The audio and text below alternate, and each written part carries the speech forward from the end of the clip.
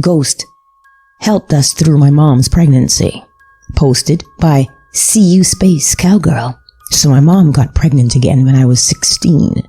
It was a high-risk pregnancy. My now-late grandmother could see or talk to ghosts. So we asked for protection and advice. She said we should put the baby's first clothes in a plastic bag. Me and Mom did it. As we were packing bags and getting ready to go to the hospital in a few days. Moments later, my mom decided to change the clothes in the bag to others she found prettier. In that very moment, she took the clothes off the bag. The phone rang. It was Grandma. And she said, "I don't know what this is about, but they told you to put it back." Needless to say, me and Mom looked at each other and the bag in her hands, scared for life, we put it back. And everything went well with the baby. I have many stories to share in this sub. This is my first post. Thanks for reading. Edit. This kind of blew up. I wasn't expecting it.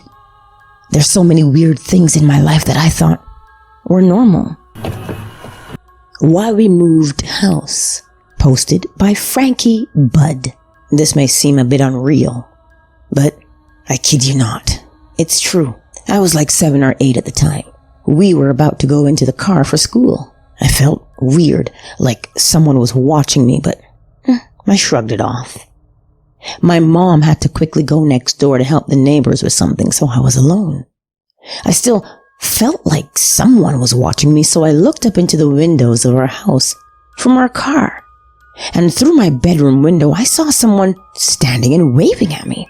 Let me just clarify that no one was in the house. I freaked out.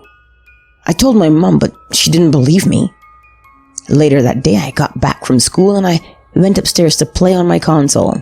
I started to hear someone whisper something into my ear. I thought then that it was just the sounds from the game I was playing.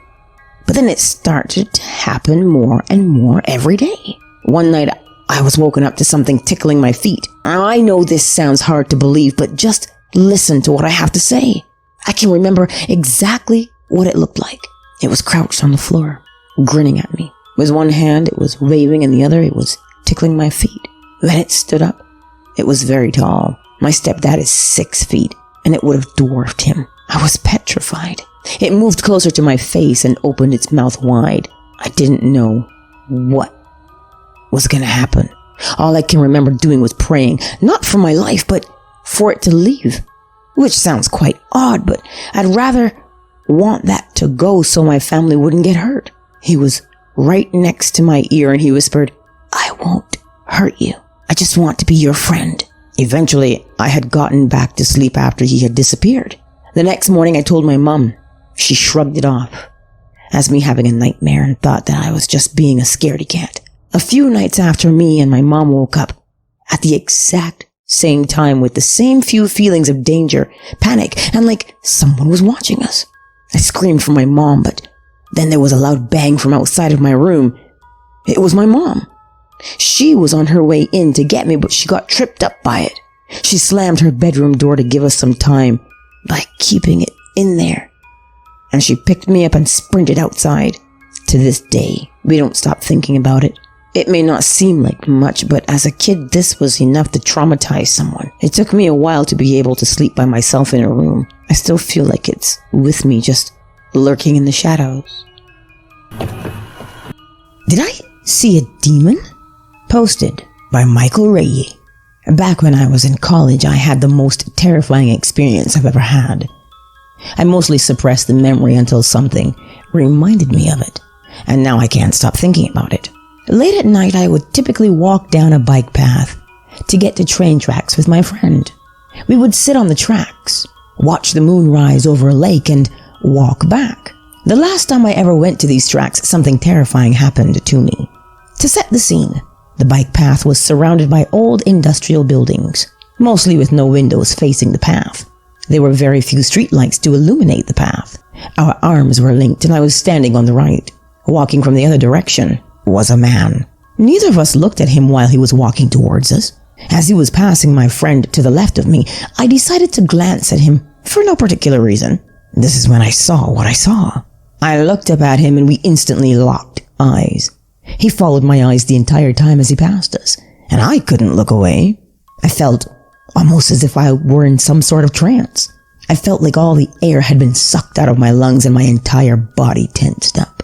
It wasn't until he passed us and looked away that I gasped for air and exclaimed, "Oh my God, what the fuck?" My friend said, "What happened? Are you okay? I felt your whole body lock up." And I said, "Did you look at him?"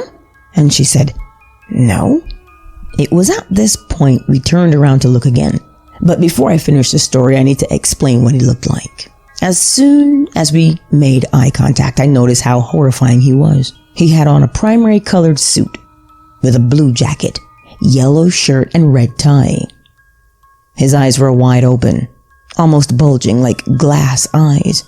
His skin was white and waxy, almost like it was wet, sort of like porcelain.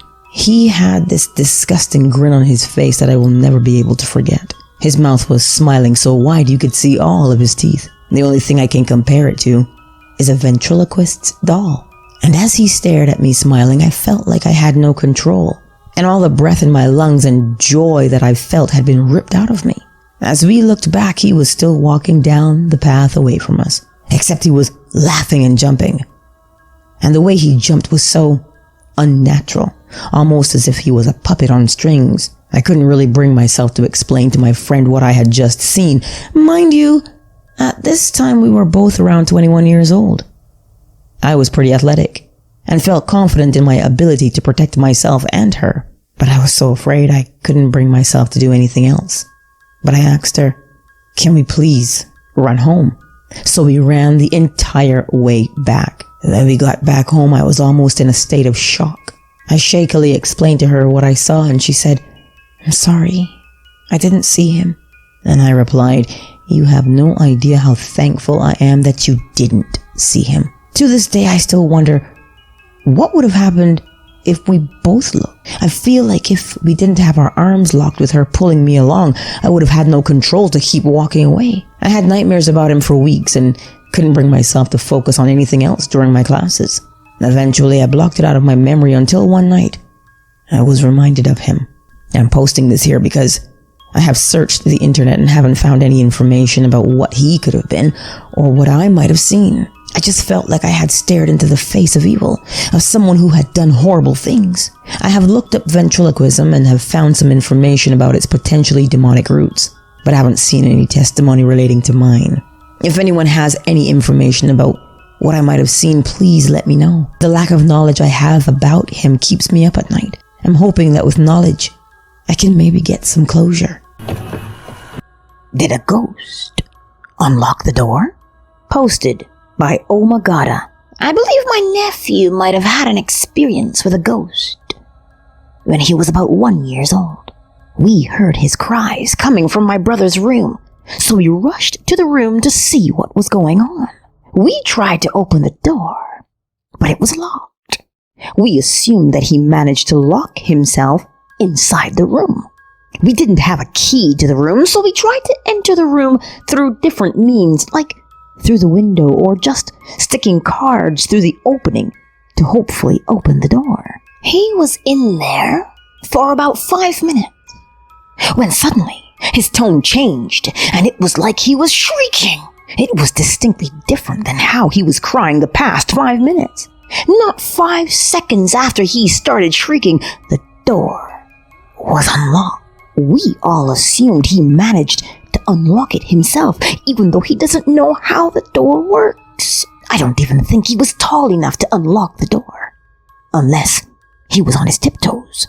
This baffles me because he was in there for 5 minutes. He didn't know how to unlock the door. He started shrieking, and then the door unlocked. What I believe is that something appeared in the room which scared him and unlocked the door. What are your thoughts?